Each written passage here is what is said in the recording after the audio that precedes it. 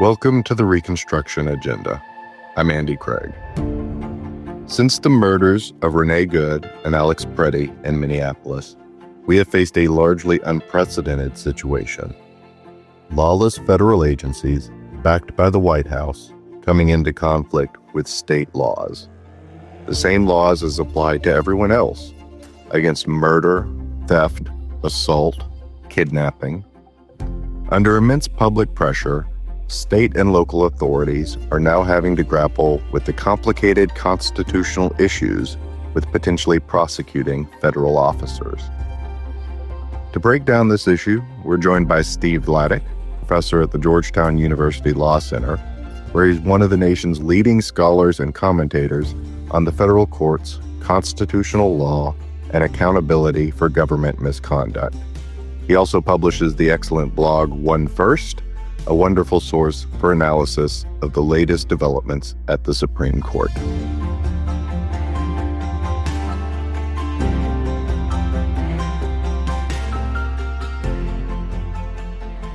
The Supremacy Clause makes federal law the supreme law of the land. How far does that carry in cases like we've seen come up recently with the shootings in Minneapolis and all the controversies about what ICE and DHS have been up to when a federal officer is alleged to have violated ordinary state criminal law? So there's a series of Supreme Court cases going all the way back to 1890, where the Supreme Court has found in the Supremacy Clause a sort of qualified immunity for federal officers from liability under state law. We haven't had a lot of cases in the Supreme Court, but at least in the lower federal courts, the doctrine, the test that's emerged is that a federal officer is immune from liability under state law under the Supremacy Clause if they are being prosecuted or sued for conduct they were carrying out in the course of their federal duties, and if the conduct was both necessary to the carrying out of their federal duties and a reasonable application, a reasonable execution of those duties. So necessary and reasonable is really the standard that the lower federal courts have followed in these cases, which until recently have been pretty few and far between. Well, what's necessary and reasonable is a pretty amorphous standard. One of the cases that comes to mind that people might have heard of was the Ruby Ridge standoff. Idaho, a district attorney there, tried to prosecute the FBI sniper who had killed Vicki Weaver and their infant son.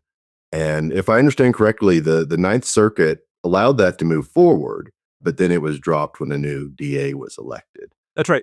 And so it's a good example of how both procedurally and substantively these cases have worked. So the first thing to say is, were a state to try to prosecute a federal officer, the officer would almost certainly remove that case from state court to federal court, and he or she would be allowed to do so. That changes who the judge is. It changes at least marginally who the jury pool would be. It doesn't actually change the law, and it doesn't change who the prosecutors are. So in the Ruby Ridge case, you still had Wyoming, and I think there's also an Idaho case, right, where it's the local officials who are doing the prosecution, not the federal government. That matters, among other things, because then there's also no pardon power for the president to use in these cases. And then what will happen is, the officer will say, well, I can't be prosecuted because I have this Supremacy Clause immunity. And that issue will go up. It'll be appealed one way or the other before the case can ever get to trial. As you say, in the Ruby Ridge case, the Ninth Circuit greenlit the prosecution only to have the case dropped on remand. That's how these cases have run historically. It's what I would expect if we saw a criminal prosecution arising out of what's happened in Minneapolis. So I want to touch on that federal removal aspect, because that's not a constitutional matter. There's a federal statute that does that. That's right. And the statute goes way back to like the mid-19th century. And the idea is that federal officers, even if they are liable under state law, should still be allowed to have their litigation play out in federal court if the litigation's arising out of conduct they engaged in while on the job, and if they have some kind of plausible federal defense. So in practice, is that a huge hurdle? I mean, state courts are generally seen as a little bit more fly by the seat of your pants than criminal cases. Is a federal judge hearing this case necessarily going to be more sympathetic, though, to an ICE agent or whatever the case may be? I don't think so. One of the things that I think is striking about how things have evolved historically is that whereas in the 19th century, the real concern was sort of pervasive anti-federal sentiment on state court benches, today you would probably see more diversity. Diversity based upon what state we're talking about, diversity based upon how those judges were selected. Were they elected? Were they appointed? That varies state to state.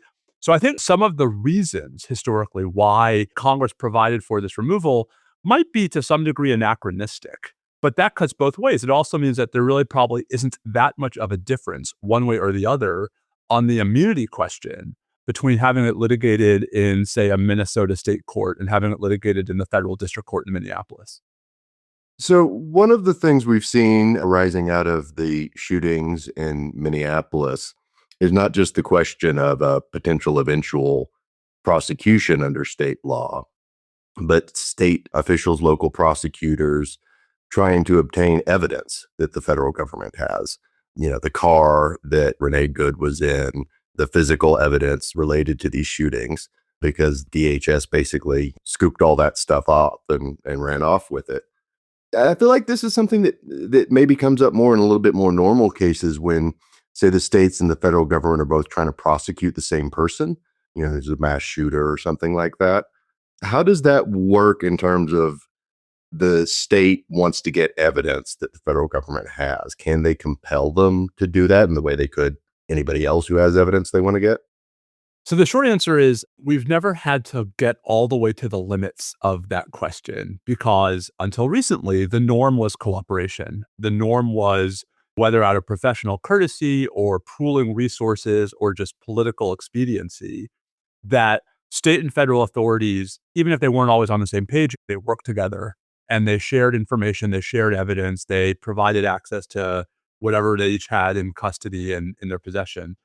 In that respect, we're in a bit of uncharted territory here because we really haven't seen before visible examples of the federal government not just refusing to cooperate, but actually physically preventing local and state investigators from access to the crime scene, from access to some of the witnesses.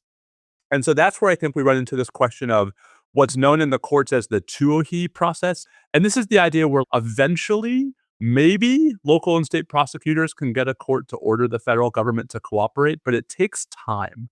And I think one of the things that we're seeing in Congress right now is an effort to actually speed this up by statute and try to make it so that it's harder in the future for any federal government to drag its heels in a case like this. We've talked about this most prominently in the case of a potential homicide, murder prosecution. But states have lots of criminal laws. With what ICE has been doing, there's a lot of arguable cases of assault, of things in that vein, unjustified use of force, the tear gas, all that sort of stuff. Is the legal analysis there pretty much the same? And it's just a question of the political will is more there when somebody's dead? 100%. The supremacy clause immunity question is no different in the case of assault than it would be in the case of murder. I think it's just the politics are different, that for whatever reason, states are reluctant and recalcitrant to sort of poke the bear and bring these cases. But when you have what happened with Renee Good and when you have what happened with Alex Pretti, the politics really do become very one-sided in favor of pursuing whatever legal avenues are at least potentially available. So one thing you mentioned that is certainly part of why this is getting a lot of attention is that Donald Trump can't pardon them for state crimes. And this has come up also recently in Colorado with the case of the election administrator who tampered with the machines because she was pushing conspiracy theories and is currently in state prison. And he's been leaning heavily on pressuring Governor Polis to try to get him to pardon her. So in one of these cases, you're an ICE agent or an FBI agent or whatever, you're the criminal defendant that's in your personal capacity. Does the federal government, the Department of Justice, have an actual procedural role to play in that case? Do they come in and act as your defense attorney in effect, or do they have any legal tools to kind of directly intervene in the proceedings? Not to directly intervene. I mean, again, we don't have a lot of historical precedent here. But the short answer is the Department of Justice is not a criminal defense operation. And so were we to have one of these cases, I don't doubt for a moment that the officers in question would hire private outside lawyers. Now, DOJ might help. I mean, yeah, it's not hard for me to imagine DOJ providing access to the officers' lawyers, to whatever they have in their possession. Not hard for me to imagine DOJ participating as a friend of the court in one of these cases and filing briefs that are trying to be sympathetic to the officer's position. That has not been the norm historically. I mean, historically, when states have prosecuted federal agents, the Justice Department has largely stayed out of it. But this is a DOJ that doesn't stay out of things. And I think it wouldn't surprise me at all if we saw some pretty unprecedented involvement in such a case by this Justice Department. And one of the things that's been going on with that is both DOJ and DHS have pretty much preemptively announced we're not even seriously investigating. Certainly, there's no expectation that there's going to be any serious consideration of a federal prosecution in any of these cases. Is that something that a potential defendant could point to and say, well, look, the federal government looked at this and said there wasn't a case? Is that going to be, is that persuasive? Is that something that might kind of cut in their favor? I don't know that it makes that big of a deal with the jury and or with the trial judge. I mean, I think optically, I don't doubt that that will be part of the story. Wouldn't even surprise me if we saw some kind of ginned up non-prosecution memo from DOJ about why they weren't prosecuting that would magically make its way into the hands of these defendants if these cases go that far. But the legal questions for the judge and the factual questions for the jury really are not going to turn on a discretionary decision to not prosecute by the Department of Justice. The question is going to be, does the defendant officer have supremacy clause immunity? That will be up to the judge. And then if not, what are the actual questions put to the jury about whether the officer acted reasonably, about whether he was under threat, about whether the force was disproportionate? I mean, I think a lot of that's still to play for. And I think DOJ not prosecuting is not going to affect the answers to those questions anywhere except maybe the court of public opinion. And even there, I mean, I don't know that it really does seem to me that DOJ has shredded so much of its credibility over the last 12 and a half months that the only folks it's going to persuade are those who think that nothing wrong happened in the first place. So when these cases are being brought, the standard you mentioned is that it has to have been necessary and reasonable. Now, obviously, when they're in the course and scope of their duties as law enforcement officers, they inherently have to use force a lot. I mean, that's kind of what they're there to do. Even legitimately, when they're doing their job, they have to arrest people. They have to, they're using the coercive power of the government. To what degree do the relevant state laws or I guess also the federal doctrine police that boundary between what was beyond a reasonable doubt unreasonable? I mean, so there's a fair amount of case law under the Fourth Amendment because you often see claims for excessive force against law enforcement officers, where the claim is that the excessive force was not just a tort, but was actually a violation of the Fourth Amendment because it was an unreasonable search or seizure, usually a seizure. I would expect in one of these cases, the Supreme Court's excessive force jurisprudence to play some role here.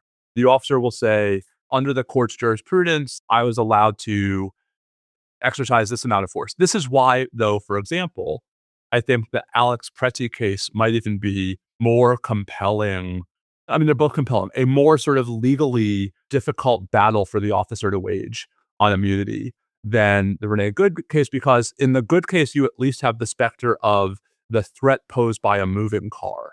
Folks have seen the video. Everyone's going to say, well, but the officer put himself in harm's way, and the shot that actually killed her was probably fired when the car was already past him. I mean, those are all true.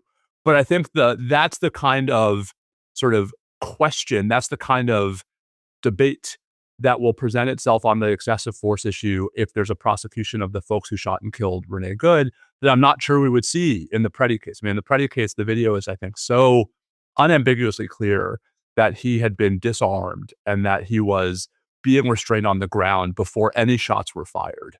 But I think that's how that analysis would probably unfold if we get that far. So one consideration is eventually this administration won't be in power anymore. there are lots of federal laws that could potentially apply here. I mean, there's things like deprivation of rights and just the applicable federal homicide statutes when they have the necessary hook, which I assume they would here. Is that right? That a federal prosecution would, in theory, be able to cover reach simple homicide?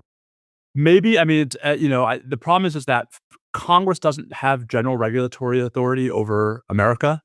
Both of these shootings did not happen on federal property.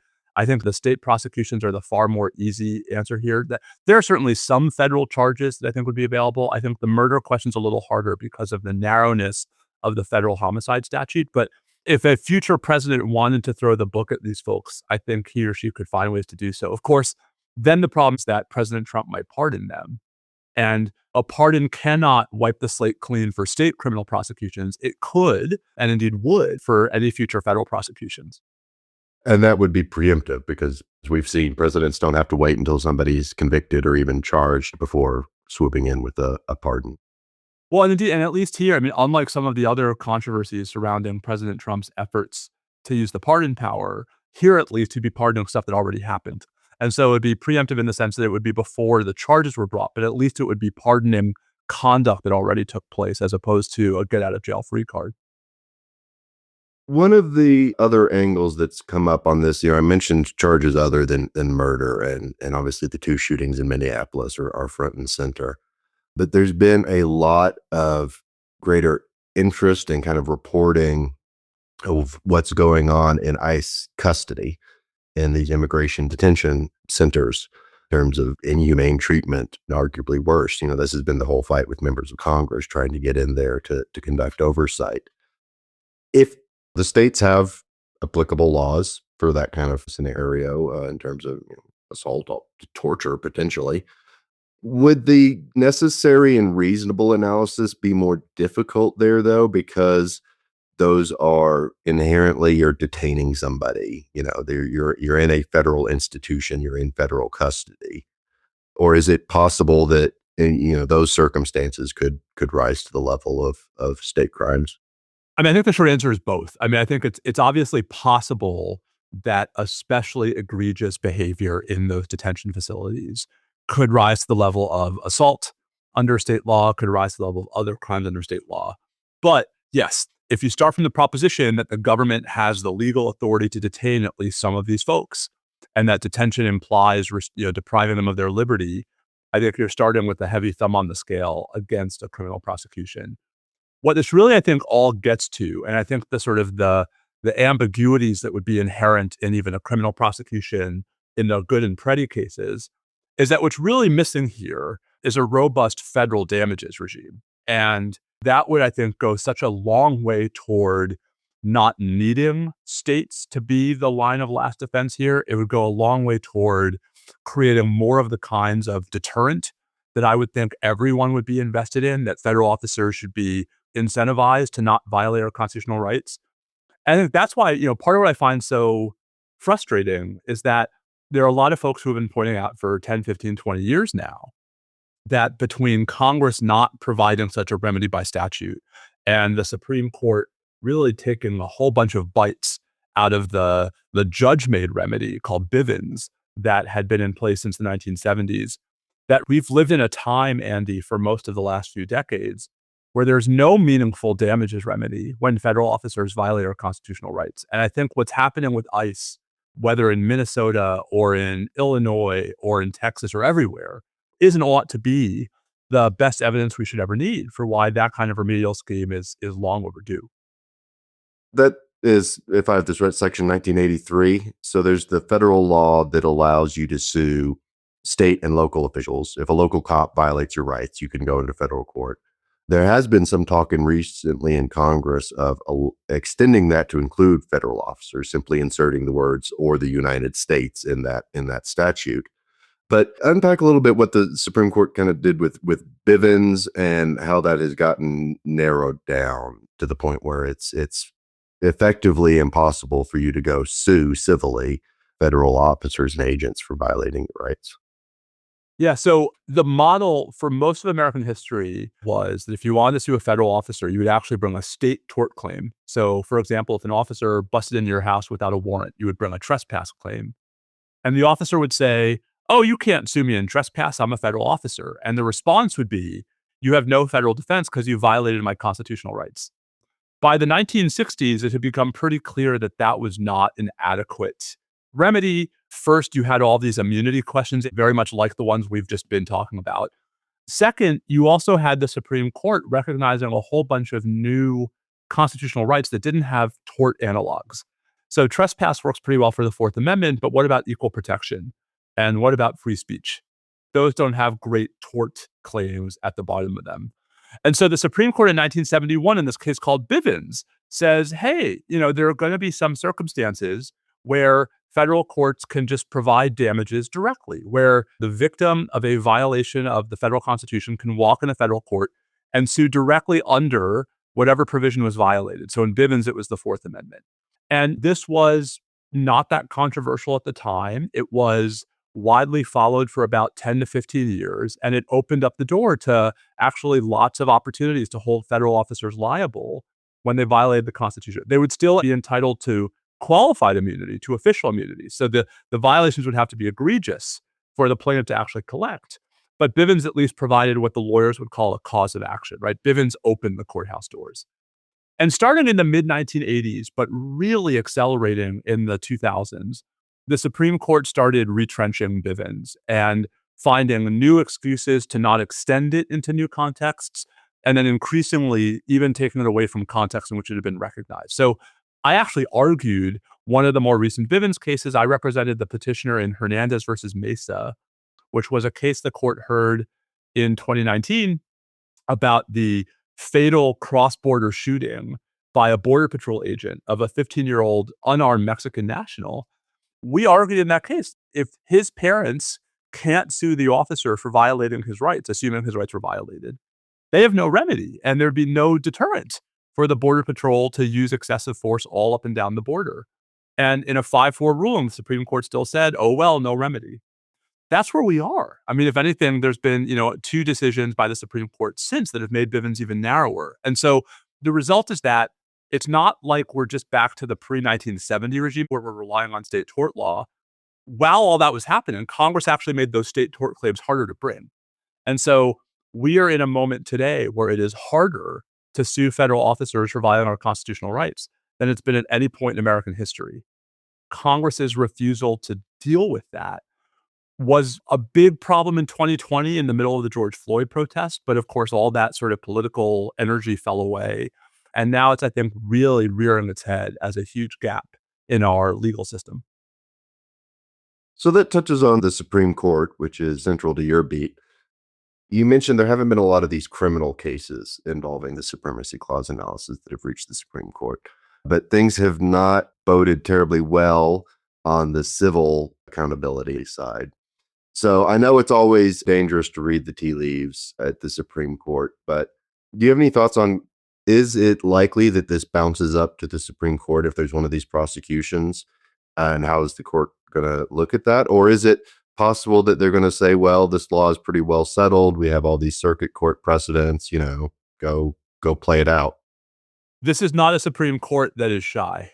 And so whenever the question is, do I think the Supreme Court would step into blank? My answer is almost always yes. But especially a question like this, it's hard to imagine if one of these prosecutions is brought that there wouldn't be a concerted effort to have the Supreme Court step in pretty early. One caveat is that Minnesota happens to be in what is really, I think, one of the most conservative federal appeals courts in the country, the Eighth Circuit, which is headquartered in St. Louis, but which also covers Minneapolis, St. Paul, the whole state of Minnesota. And so it's very possible that, you could see a district court denying a motion to dismiss, right? Saying, yes, this prosecution can go forward. And then the federal appeals court saying, actually, no, it can't. At which point it would be the state asking the Supreme Court to step in as opposed to the federal officer. I still think whoever it is, whether it's the officer asking the court to stop the prosecution or the state asking the court to revive it, that it would be very hard for the Supreme Court to stay out of that. As for what happens then, it is really hard to say. yes, this is a court that is very, very sympathetic to the executive branch in ways that I think are deeply problematic and I've written about ad nauseum. On the flip side, this is also a court that, at least at various points, has claimed to care deeply about federalism and about the historical structural role that states did and could play in holding the federal government accountable. It's interesting to wonder if someone like a Justice Neil Gorsuch, who really claims to be an originalist, would actually find a bit of tension between what might be sympathy to the executive branch in these cases and a real belief that states have a role to play. And that's why I think it would be very hard to handicap. I think a lot would depend on how the case got to the court, how strong the evidence was, what, if any, findings the district court had made in denying immunity. I mean, I think that's against that backdrop, I think that will have a lot to say about what this court would do. And that does relate to the kind of scrambled politics of the situation, because historically, certainly for justices like Gorsuch and the rest, this is kind of a federalist states' rights, 10th Amendment thing that's all very conservative coded usually. And federal supremacy in most historical cases has been something more on the progressive end. And so you kind of have a little bit of an inversion of that in both directions. Is there a concern, particularly if you're a district attorney in Minneapolis or Philadelphia or any of these that have been talking about this, of pushing in this direction, that there might be a kind of turnabout when there's a future Democratic administration and Texas wants to prosecute a federal agent doing civil rights? And I mean, who knows what circumstance might arise, but you can imagine the political valence being reversed. Is that something we have to be cautious of?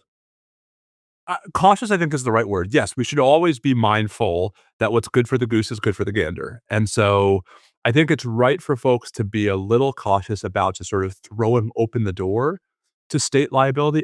This is part of why I really think the better solution in the long term is a comprehensive, robust federal remedial scheme, both on the damages and on the criminal side. But I also think that, the test for supremacy clause immunity, assuming it doesn't get changed during this litigation, is one that we should be able to live with regardless of our politics. That, a federal officer who is violating state law because those violations are necessary to carry out their duties, whether it's to enforce a court order in a 1960s era desegregation case or otherwise carry out federal law, is going to win that case. And that's as it should be. And I think we've already seen efforts by red and blue states alike to push the envelope, and the courts sometimes letting them and sometimes not. I guess I'm saying is, like, this is one of those contexts where I'm not as worried about the flip side, because if there really were federal officers in the future Democratic administration who were routinely violating state criminal statutes without justification, fine, let the states prosecute them. I mean, the case I brought, the Bivens case, Hernandez versus Mesa. I mean, the facts of that case came during the Obama administration. And so I think we should all be comfortable with the idea that there should be robust remedies for the federal government violating the Constitution, no matter who's in the White House when it happens. So you spoke a little bit about the statutory fixes for Bivens and civil litigation. Obviously, there's a pretty good chance that there's going to be a flip in Congress in terms of party control, and that at some point down the line, there'll be a Democratic trifecta. On the criminal side, you mentioned that there's this federal removal statute, but are there any other statutory things Congress could do to kind of clarify in both directions when it is permissible and when it's not? Because for the most part now we're flying on judicial rulings and precedents based on this, one sentence in the Constitution. So are there any statutory reforms in that vein that could be worth pursuing? So I think Congress certainly could try to give content to supremacy clause immunity. I mean, Congress can't change the meaning of the Constitution, but there are lots of examples of Congress fleshing it out in ways that courts have relied upon. And so that could be one. I think it's probably also more on the procedural front. I think Congress can and should create a procedure for more effective information sharing, right, between state and federal prosecutors in these cases. I think Congress could and should make it clear that state criminal laws generally do apply to federal officers when they're in this course and scope of their duties. The Supreme Court has said that anyway, but Congress could say, we agree. There are lots of things I think around the margins Congress could do to make these cases more viable when they ought to be viable. But I still think, and I realize I'm a broken record, that the biggest thing Congress can do to reduce the incidence of these cases is to provide other meaningful accountability mechanisms, both so that there are easier ways to hold officers accountable when they break the law, and so that there are more powerful incentives existing on the front end that will actually hopefully lead them to think twice before doing so.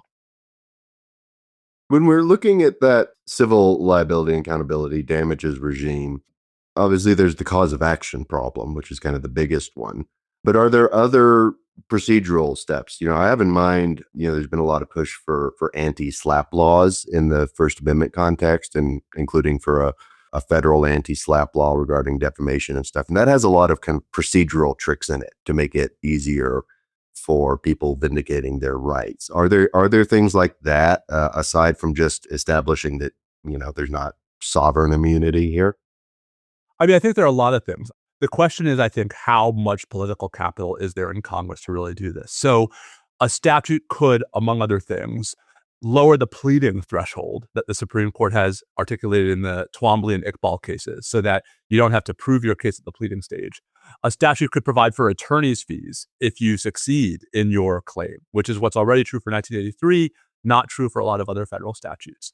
The statute could tweak qualified immunity to make it harder for officers to actually have immunity in cases in which it's hard to defend their conduct objectively. So if the question is, what's my wish list? It's a long list. But my real concern is the perfect being the enemy of the good here. And if there's only enough political capital to do one thing, I think it has to be a cause of action first. That makes a lot of sense. So thanks for joining us. And here at the UnPopulist, we'll continue to cover this moving forward, because there can be no meaningful reconstruction without accountability. Be sure to subscribe. It's always free, and we'll see you next time.